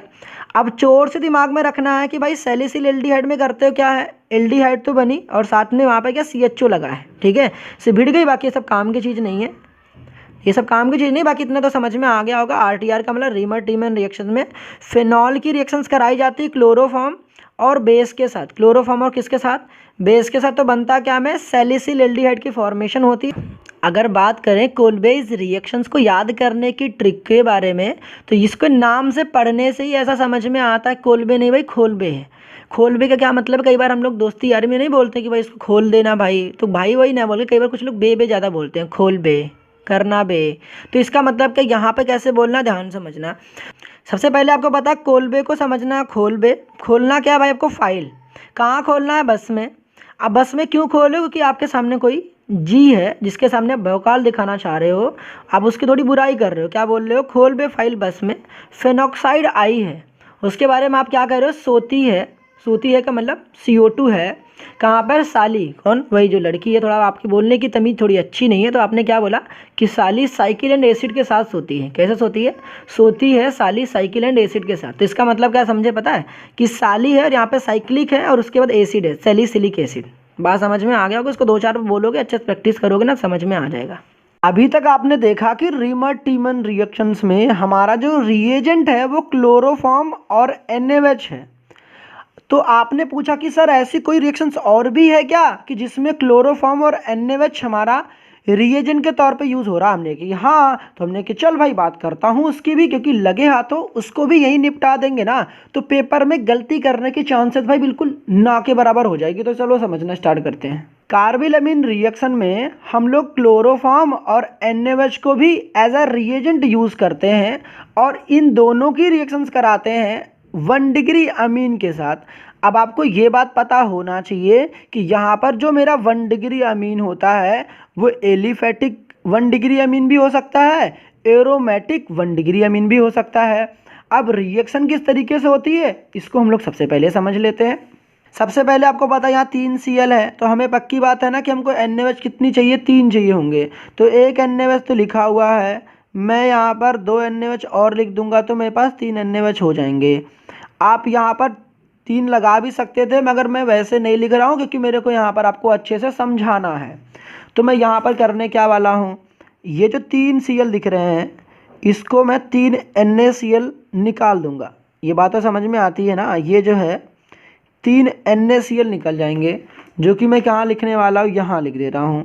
कितने NaCl निकले? 3 NaCl अलग हो चुके, निकल चुके। अभी क्या हुआ, क्या आपको एक चीज़ आप देख पा रहे हैं कि यहाँ पर OH मेरे पास 3 है, 1 2 3 है, एक H एक OH एक पानी बनकर निकल जाएगा, तो मेरे पास 3 H चाहिए होंगे। देखो मेरे पास H दिख रहे हैं, एक H यहाँ पर है और बाकी यहाँ पर है देखो 2 H। तो क्या करने वाले हैं पता है, ये जो 3 H दिख रहे हैं आपको, यहाँ पर मैं लिख रहा हूँ अलग से 2 H। देखो ये रेड वाले हो गए, दिख रहे हैं ना, और एक H कहाँ से आया, ये जो ब्लू वाला था यहाँ से।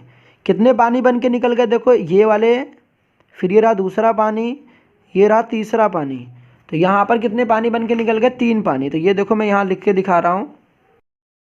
इतनी बातें समझ में आ गई ना यहाँ पे 3 वाटर कैसे हुआ? ठीक है, आपको क्या समझ में आ रहा? बचा क्या हमारे पास? ये H तो जा चुका है, ये H भी जा चुका। तो यहाँ देखो ध्यान से, ये जो N है और ये जो C है आपस में चिपक जाते हैं, तो यहाँ पर R होगा, यहाँ देखो N होगा और उस N से क्या चिपक जाएगा? C।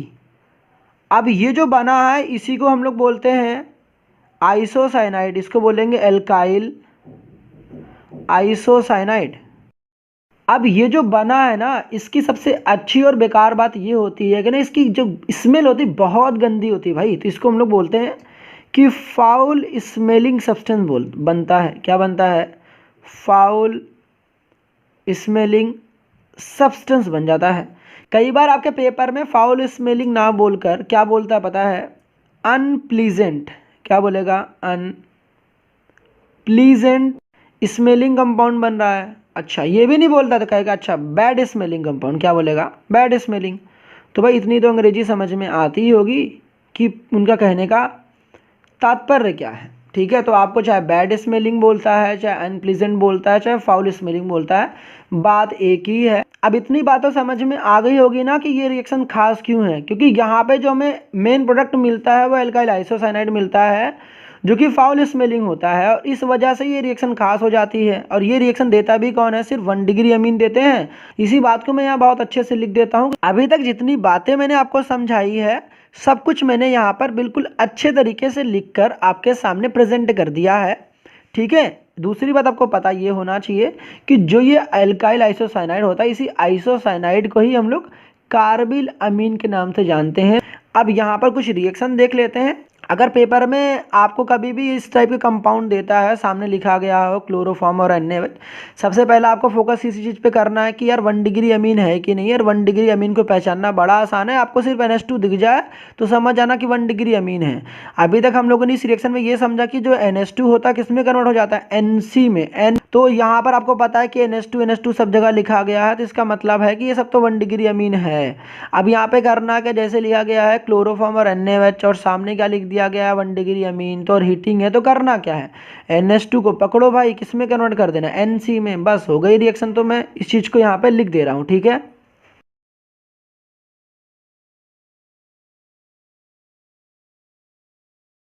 ओके, क्लोरोफॉर्म और sodium hydroxide that is NaOH कौन कौन सी रिएक्शन में यूज हुआ, तो आपको अभी तक कुछ याद हुआ कि नहीं हुआ, नहीं हुआ? अच्छा बताता हूँ। तो पहला हम लोगों ने यूज़ किया RTR रिएक्शन में, दैट इज रीमर टीमन रिएक्शन में, और दूसरा हम लोगों ने यूज़ करा कार्बिल अमीन रिएक्शंस में। अगर मैं आपसे पूछूं कि ये बताओ कि RTR रिएक्शन का मेन प्रोडक्ट क्या था और कार्बिल अमीन रिएक्शन का मेन प्रोडक्ट क्या था, आपको पता है क्या? अगर नहीं पता तो भाई देख लो यहाँ पर। तो ये रहा RTR का मेन प्रोडक्ट जिसको हम लोग बोलते हैं सैलिसिल एल्डिहाइड, और ये रहा कार्बिल अमीन का मेन प्रोडक्ट जिसको हम लोग बोलते हैं आइसोसाइनाइड, जो कि एक बैड स्मेलिंग कंपाउंड होता है। अगर बाय द वे आपसे कोई ये कहता है कि आइसोसाइनाइड किसी और तरीके से हम लोग बना सकते हैं क्या, तो आप कह देना कि जी हाँ बिल्कुल बना सकते हैं। अगर हम लोग एल्काइल हैलाइड की रिएक्शंस करा दें सिल्वर साइनाइड के साथ तो ऐसा चीज़ हमें फिर से मिल जाएगा। क्या करना पड़ेगा, AgX हमें पता है कि आराम से निकल जाएगा यहाँ पे, और ये जो R और CN है ना, यहाँ पर RCN मत बनाना, यहाँ पर RNC बनाना। ये बात तो आपने देखी होगी, क्योंकि यहाँ पर क्या होता है कोवेलेंट कैरेक्टर ज़्यादा होता है, जिस वजह से क्या होता है ये CN से ना डायरेक्ट कनेक्ट होकर किससे कनेक्ट होता है, नाइट्रोजन के साइड से कनेक्ट होता है, तो यहाँ बन जाता है एल्काइल आइसोसाइनाइड। ये दोनों ही रिएक्शन पेपर के पॉइंट ऑफ व्यू से सुपर डुपर इंपॉर्टेंट है, तो दिल और दिमाग को भाई सब कायदे में रखना। सबसे पहले हमारे सामने फेनॉल दिया है, इसकी रिएक्शन करानी है जिंक डस्ट के साथ। जिंक डस्ट लिखा हो पेपर में, ये जिंक पाउडर लिखा हो तो डरना मत। अब करना क्या है, यहाँ पे कुछ नहीं भाई, रिडक्शन करानी है। रिडक्शन का मतलब हम बहुत अच्छे से जानते हैं क्या होता है, रिमूवल ऑफ ऑक्सीजन। तो भाई ये ऑक्सीजन को यहाँ पे हटा दो तो बन क्या जाएगा, बेंजीन। तो यहाँ पे जिंक जो ऑक्सीजन के साथ चिपक जाता है बन जाता है जिंक ऑक्साइड। बात करते हैं 8वीं रिएक्शंस की, जिसमें क्या कहा गया है, फिनॉल की रिएक्शंस कराई जा रही है सोडियम डाइक्रोमेट के साथ इन द एसिडिक मीडिया। जैसा कि आपको पता होना चाहिए कि जो सोडियम डाइक्रोमेट है ये एक स्ट्रॉन्ग ऑक्सीडाइजिंग एजेंट है। तो ऑक्सीडाइजिंग एजेंट करता क्या है, ऑक्सीडेशन करता है, और ऑक्सीडेशन का मतलब पता ही होगा ना, एडिशन ऑफ ऑक्सीजन होता है। तो ऑक्सीजन जुड़ेगी, वो कैसे जुड़ेगा यहाँ समझना स्टार्ट करते हैं। सबसे पहले क्या काम करना है, ये ऑक्सीजन तो यहाँ पर दिख ही रहा है, तो इसको डबल बॉन्ड O लिखो, और यहाँ पर भी डबल बॉन्ड O लिखो, और ये जो आपके पास पाई बॉन्ड दिख रहा है यहाँ पर ऐसे लगाओ आमने सामने, इसके सामने ये वाला। तो ये वाली जो रिएक्शन है ना बड़ी इंपॉर्टेंट है, कि यहाँ पर ना आपको मगअप करना पड़ेगा, आपको रट्टाफिकेशन थोड़ी सी करनी पड़ेगी। ये जो बनता है हमारे पास सामने, ये बनता है एक डाइकीटोन जिसको हम लोग क्या बोलते हैं, बेंजोक्विनोन। ये दोनों ऐसे टॉपिक है ना कि बच्चा गलती करता ही करता है। सबसे पहले हम लोग बात कर लेते हैं ब्रोमिनेशन ऑफ फिनॉल की। जैसा कि आपको पता है ये हमारे सामने फिनॉल है, और मैंने आपको पहले भी बताया था कि अगर बेंजीन रिंग से डायरेक्टली कोई फर्स्ट एटम जो होता है कनेक्टेड होता है, उसके पास अगर लोन पेयर होता है तो हम कहते हैं कि वो जो ग्रुप होगा वो ऑर्थो एंड पैरा डायरेक्टिंग होगा। तो जो OH है ये ortho and para directing group है, ये होता है पैरा, ये दोनों कैसी होती हैं, ऑर्थो। इतनी बात अभी तक तो समझ में आ चुकी होगी। अब ब्रोमिनेशन ऑफ फिनॉल का मतलब हो गया रिएक्शन विथ ब्रोमीन, तो Br2 का मतलब हो गया ब्रोमीन। अब जैसा कि आप रिएक्शन जब भी कराने जाओगे तो सबसे पहली चीज़ क्या दिमाग में रखोगे कि आप ब्रोमिनेशन ऑफ फिनॉल कराने जा रहे हो तो आप मीडियम जरूर चेक करोगे। तो मीडियम मेरे पास क्या है, वाटर। वाटर कैसा मीडियम है, पोलर। अब पेपर में आपको ब्रोमीन वाटर ना लिखकर कई बार Br2 के सबस्क्रिप्ट में AQ लिखता है। AQ का मतलब एक्वस, हो सकता है कई बार सीधे ब्रोमीन वाटर लिख दिया हो। हमें ये समझ में आना चाहिए कि इन सब का मतलब एक ही है कि जो भी हमारे पास ये जो Br2 है एक बार ऑर्थो पोजीशन पर जाता है, एक बार इस वाले ऑर्थो पे भी जाता है और एक बार पैरा पे भी जाता है।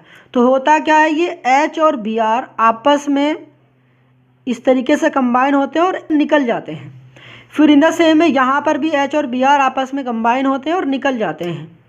और इन द सेम में यहाँ पे भी H और Br आपस में कंबाइन होते हैं और यहाँ से निकल जाते हैं।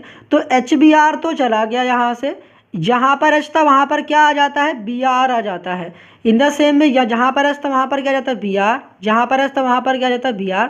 तो Br2 हमने कितने यूज़ किए, देखो एक Br2 यहाँ पर, एक Br2 यहाँ पर, एक Br2 यहाँ पर, तो टोटल हम लोगों ने 3 जो है ब्रोमीन मॉलिक्यूल का यूज़ करा।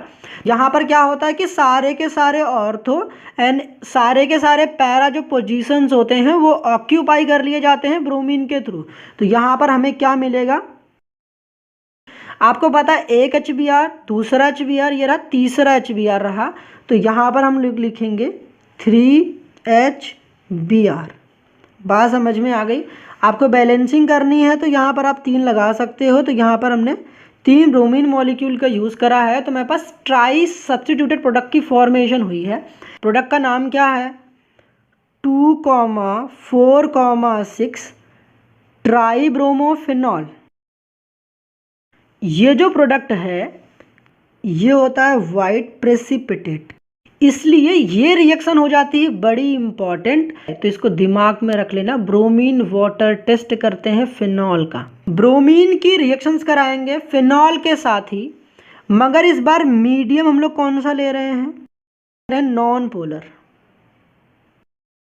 अगर नॉन पोलर मीडियम लेते हैं तो हमारे पास सिर्फ मोनो सब्स्टिट्यूटेड प्रोडक्ट की फॉर्मेशन होती है। मतलब कि एक बार ब्रोमीन ऑर्थो पोजीशन पर जुड़ता है और एक बार ब्रोमीन जो होता है पैरा पोजीशंस पर जाकर जुड़ जाता है। जैसा कि आपको पता है ये हमारे पास एक पैरा प्रोडक्ट है, तो ये हमारे पास मेजर है। इसका नाम क्या होगा मैं इसको भी लिख दे रहा हूँ यहाँ पर। अब यहाँ पर आप 2 चीज़ पर ध्यान रख लेना कि पहला तो आपको पता होना चाहिए कि ऑर्थो या फिर पैरा हम लोग कॉमन नेम में यूज़ करते हैं। तो पैरा ब्रोमो जो फिनॉल है ये कॉमन नेम है, और 4 ब्रोमोफिनॉल लिखते हो नंबर्स के साथ लिखते हो तो ये IPSC में कंसीडर करा जाएगा। ठीक है, तो ये हो गया 2 ब्रोमोफिनॉल और ये हो गया ऑर्थो ब्रोमोफिनॉल। तो ये है कॉमन नेम और ये है IUPAC नेम। ठीक है, अगर रिएक्शन की टाइप की बात करें इस रिएक्शन का, तो ये एक इलेक्ट्रोफिलिक सब्स्टिट्यूशन रिएक्शन है। कोई पूछता है कि इलेक्ट्रोफाइल कौन है, तो यहाँ पर आप इलेक्ट्रोफाइल बता देना Br+ है। Br+ का मतलब ब्रोमीनियम आयन है। अब बात करते हैं नाइट्रेशन और फिनॉल की। तो नाइट्रेशन का मतलब सबसे पहले समझ लेते हैं। नाइट्रेशन का मतलब होता है reaction with nitric acid. Nitric acid का फॉर्मूला दे रखा है। अगर बात करें दूसरी जो इम्पॉर्टेंट है वो है कि पेपर में कई बार आपको एरो के ऊपर आपको सिर्फ HNO3 मिलेगा, कई बार आपको HNO3 के साथ H2SO4 मिलेगा। तो घबराना मत, आपको सिर्फ फोकस करनी है HNO3 पर। बात समझ में आ गया ना। दूसरा आपको इंपॉर्टेंट चीज़ दिमाग में रखना है, कोई बोलता है नाइट्रेशन, तो नाइट्रेशन का मतलब नाइट्रो ग्रुप का जुड़ना। नाइट्रो ग्रुप क्या होता है, NO2। अब यहाँ पर 2 चीज़ दिमाग में रखना कि जब कंसनट्रेटेड नाइट्रिक एसिड होगा और डाइल्यूट नाइट्रिक एसिड होगा तो रिएक्शन थोड़ी अलग हो जाती है, इसीलिए तो ये रिएक्शन इंपॉर्टेंट है। जब कंसनट्रेटेड होगा तो आपको पता है कि चाहे टीचर हो चाहे पेरेंट्स हो, सबको यही कह रहा है कंसनट्रेट करो, ज़्यादा कंसनट्रेट करो, ज़्यादा कंसनट्रेट करो। तो मतलब कि जब कंसनट्रेटेड एसिड लिखा होगा तो ध्यान रखना आपको जो नाइट्रो ग्रुप है उसको ज़्यादा चिपकाना है। कहाँ ज़्यादा चिपकाना है, सारे के सारे ऑर्थो एंड पैरा पोजीशन पर ले जाकर नाइट्रो ग्रुप को चिपका देगा। तो हमें क्या मिल जाता है, 2,4,6 ट्राई नाइट्रोफिनॉल, जिसको हम लोग पिक्रिक एसिड्स के नाम से जानते हैं। अगर बात करें डाइल्यूट नाइट्रिक एसिड के साथ रिएक्शन की, तो यहाँ पर आपको दिमाग में रखना है कि डाइल्यूट में DIL दिख रहा है ना, तो ध्यान रखना जिंदगी में दिल सिर्फ एक बार लगाना भाई साहब। तो दिल कैसे एक बार लगाना है, मतलब कि डाइल्यूट HNO3 में नाइट्रो ग्रुप जो है सिर्फ एक बार चिपकाना है। तो एक बार ऑर्थो पोजिशन पर चिपकाना है और एक बार पैरा पोजिशन पर चिपकाना है। तो यहाँ पर हमारे पास हो गया प्रोडक्ट। तो एक बार हो गया 2 नाइट्रोफेनॉल और एक बार हो गया 4 नाइट्रोफेनॉल। बात समझ में आ गई। हमको पता है ये वाली जो पोजीशंस होती है पैरा पोजीशंस होती है, इस वजह से इसको पैरा नाइट्रोफेनॉल भी कहते हैं और इसको हम लोग ऑर्थो नाइट्रोफेनॉल के नाम से भी जानते हैं। ऑर्थो नाइट्रोफेनॉल है वो ज़्यादा वोलेटाइल क्यों होती है और जो पैरा नाइट्रोफेनॉल जो होती है वो कम वोलेटाइल क्यों होती है। तो इसका जवाब क्या है, यहाँ पर जो पैरा नाइट्रोफेनॉल है यहाँ पर इंटरमॉलिक्यूलर एच बॉन्डिंग काम करता है और जो ऑर्थो नाइट्रोफेनॉल है मतलब कि जो with in the molecule H bonding काम करती है। तो यहाँ पर हम लोग कहते हैं इंट्रामॉलिक्यूलर एच बॉन्डिंग। तो मैंने इसको इन शॉर्ट यहाँ लिख रखा है। आपको पता होना चाहिए कि एच बॉन्डिंग जो होती है वो कब पाई जाती है, तो अगर हाइड्रोजन जो होगा फोन से कनेक्टेड होता है, मतलब फ्लोरीन से, ऑक्सीजन से, नाइट्रोजन से, तो हमारे पास एच बॉन्डिंग एग्जिस्ट करेगा। हमारे पास एच बॉन्डिंग दो टाइप्स की होती है, एक इंटरमॉलिक्यूलर एच बॉन्डिंग होती है और दूसरा होता है इंट्रामॉलिक्यूलर एच बॉन्डिंग।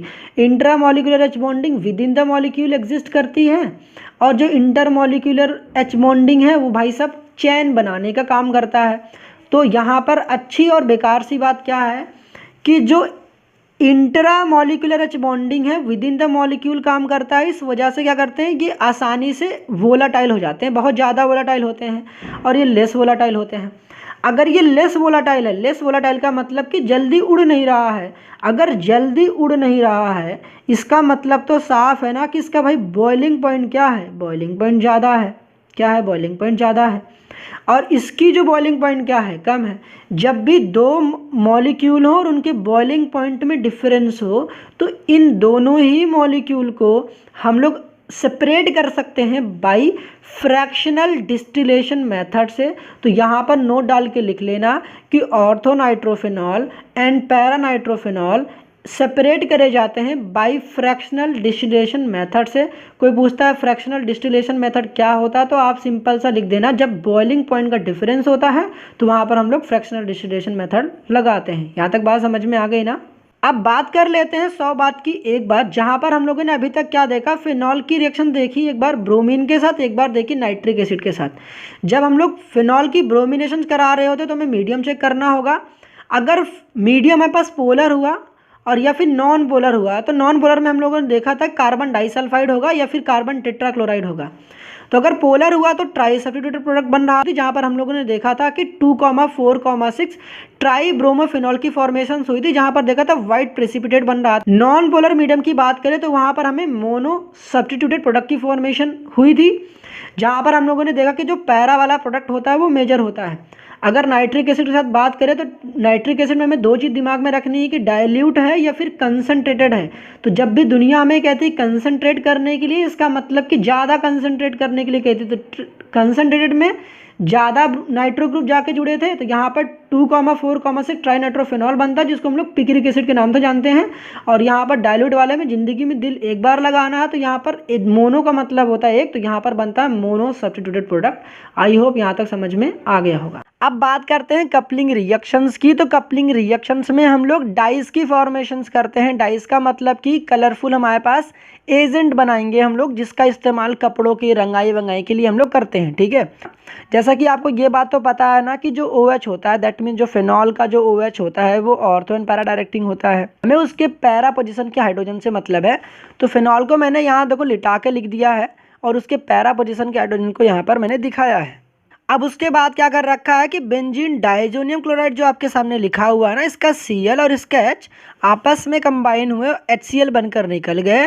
और ये जो नाइट्रोजन था और ये जो पैरा पोजीशन का हाइड्रोजन जहाँ से निकल गया है, इन दोनों को आपस में नाइट्रोजन के बीच में डबल बॉन्ड से कनेक्ट कर देते हैं। इसको हम लोग बोलते हैं पैरा हाइड्रोक्सी एजोबेंजीन, जो कि ऑरेंज कलर का होता है। बड़ा आसान है याद करना। देखो OH था, मीडियम भी हम लोगों ने कैसा ले रखा था, OH माइनस, और O फॉर OH माइनस और O फॉर ऑरेंज। तो जो डाई बनी भी है तो ऑरेंज कलर की बनी है। तो याद रखना जब हम लोग फिनॉल लेते हैं तो डाई कैसी कलर की बनती, ऑरेंज कलर की। जिस तरीके से हम लोगों ने फिनॉल की कपलिंग रिएक्शन देखी है, in the same way aniline की भी कपलिंग रिएक्शन है। तो लगे हाथों इसको भी हम लोग यही निपटा देते हैं। अब देखो हुआ क्या कि यहाँ जिस तरीके से हम लोगों ने बेंजीन डाइजोनियम क्लोराइड लिया था, यहाँ पर इन द सेम में यहाँ भी एनिलीन के साथ बेंजीन डाइजोनियम क्लोराइड लिया, और हमें बहुत अच्छे से पता है कि NH2 ortho para directing group है, तो उसके पैरा पोजीशन के हाइड्रोजन को हमने सिर्फ खींचा है पैरा पोजीशन वाले हाइड्रोजन से, ये में मतलब है। तो H और Cl को निकाल दिया। हम लोगों ने मीडियम कौन सा ले रखा है, एसिडिक मीडिया ले रखा है। तो ध्यान रखना एनिलीन कैसा, लुईस बेस है, तो लुईस बेस के सामने हम लोगों ने कौन सा चीज़ रखा है, यहाँ पर H+ ले रखा है। ठीक है, याद करने वाली चीज़ क्या है कि हमें ना कि इसकी कलर को याद करना है। एनिलीन का स्पेलिंग क्या होता है, ANILIN, ये तो पता है। तो एक बच्चे ने कहा कि सर एनिलीन की स्पेलिंग तो ANYLIN क्यों नहीं हो सकता है, एनीथिंग की स्पेलिंग तो ऐसी होती है। हमने कहा कि भाई देख अंग्रेजी के लोचे हैं, तो अंग्रेजी मैं तो नहीं पढ़ाता, ठीक है, तो जो अंग्रेजी के टीचर होंगे उनसे पूछ लेना। हमने कि लेकिन इससे मेरे दिमाग में एक शॉर्ट ट्रिक जरूर बन गई। हमने कहा कि देख जो एनीथिंग तू बोलता है ना, तो एनीथिंग की स्पेलिंग कुछ बच्चे हो सकते हैं एनिलीन ऐसे ना लिखे ऐसे लिखे, तो उससे ये याद कर सकता है कि एनिलीन का जो कलर होता है येलो होता है। तो हमने कि बहुत अच्छी बात है यार, तूने स्पेलिंग पूछी, मैंने उससे शॉर्ट ट्रिक बना ली। तो हमने कि बहुत अच्छी बात है, तो ऐसे बहुत सारे बच्चे याद भी कर सकते हैं।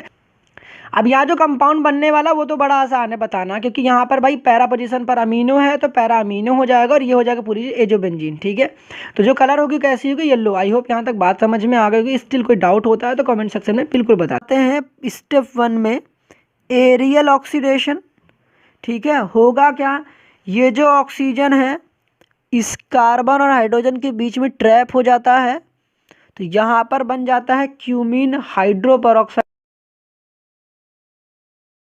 यहाँ पर देखो हमारे पास परऑक्साइड लिंकेज होता है, इस वजह से हम लोग इसको बोलते हैं क्यूमीन हाइड्रोपरऑक्साइड। ये जो हमारे पास आया है क्यूमीन हाइड्रोपरऑक्साइड, इसको हम लोग ट्रीट करते हैं डाइल्यूट एसिड के साथ। तो यहाँ पर लिखा रहेगा डाइल्यूट HCl, या फिर आपको खोपड़ी पर लिखा रहेगा H+/H2O। करना क्या पता है, ये जो पार्ट है देखो मैं इसको येलो कर दे रहा हूँ, इतना पार्ट तो निकल जाता है। कितना पार्ट, ये पार्ट। यहाँ पर होगा क्या, देखो ये एसीटोन बनकर निकल CH3 C डबल बॉन्ड हो CH3, तो यहाँ पर एसीटोन बनकर निकल जाता है CH3 C डबल बॉन्ड हो CH3 प्लस यहाँ पर बन जाता है ये जो OH ग्रुप बचता है, ये आकर यहाँ पर चिपक जाता है, तो यहाँ पर ये हो जाता है फिनॉल। पेपर में कई दफ़ा आपसे पूछ लेता है क्यूमीन से फिनॉल बनाना एक बेस्ट मेथड क्यों है, तो पहला तो रीज़न यही है कि फिनॉल अच्छी अमाउंट में बनता है, और साथ ही साथ इसका जो बाई प्रोडक्ट एसीटोन है इसकी भी जो ईल्ड होती है काफ़ी अच्छी होती है, इस वजह से हम लोग कहते हैं ये अच्छा है। अब बात करते हैं पाँचवा तरीके की। पाँचवा तरीका है सैलिसिलिक एसिड से फिनॉल बनाना है। तो सबसे पहले तो आपको सैलिसिलिक एसिड पता होना चाहिए। तो सैलिसिलिक एसिड क्या होती है, अगर ये हमारे पास फिनॉल है, क्या है, ये फिनॉल, और यहाँ पर है COOH, ठीक है, तो इसकी अगर हम लोग ट्रीटमेंट किसके साथ कर दें, sodium hydroxide plus calcium oxide के साथ। तो यहाँ पर करा क्या है, यहाँ पर हम लोग कर रहे हैं डिकार्बोक्सिलेशन करके। तो यहाँ पर क्या होता है कि ये जो पूरी चीज़ है, ये जो है पूरी यहाँ पर कार्बन डाइऑक्साइड जो यहाँ से उड़ जाएगी, क्योंकि हम लोग डिकार्बोक्सिलेशन का मतलब क्या जानते हैं, कार्बन डाइऑक्साइड का उड़ना। तो यहाँ पर क्या होगा, सीधे ये CO2 उड़ जाएगा और यहाँ पर बन जाएगा फिनॉल। तो यहाँ पर जो याद करने वाली चीज़ है वो ये है कि सैलिसिलिक एसिड क्या होती है, ठीक है, तो इसका नाम क्या है, सैलिसिलिक एसिड। फिनॉल को प्रिपेयर करने का जो छठा मेथड है वो है ग्रिग्नार्ड रिएजेंट से। तो ये तो पता ना कि ये हमारे सामने ये है ग्रिग्नार्ड रिएजेंट, इसका अगर हम करा दें oxidation, that means reaction with oxygen करा दें, तो यहाँ पर ये जो ऑक्सीजन है इसके बीच में आ जाएगा, तो यहाँ पर बन जाता है OMgCl। अभी करा था भाई साहब, अभी करा है, इसी के जैसा रिएक्शन हम लोगों ने देखा था ना क्यूमीन वाला, तो वहाँ पर भी ऑक्सीजन जैसे बीच में इंसर्ट हो गया था, तो यहाँ पर इस कार्बन और मैग्नीशियम के बीच में ऑक्सीजन आ गया OMgCl। तो जब भी हमारे पास ग्रिग्नार्ड रिएजेंट दिया हो, तो मैंने बार बार कहा था कि आपका जो सेकेंड स्टेप होता है, कौन सा स्टेप, सेकेंड स्टेप भाई साहब हाइड्रोलिसिस ही होता है, तो रिएक्शन विथ वाटर होता है, तो H प्लस और OH में से ब्रेक हो जाएगा वाटर। और यहाँ पर सिंपल सा कुछ नहीं करना है, यहाँ से इसकी ब्रेकडाउन कर देनी है, बाई प्रोडक्ट भी देखना है तो आप देख लो।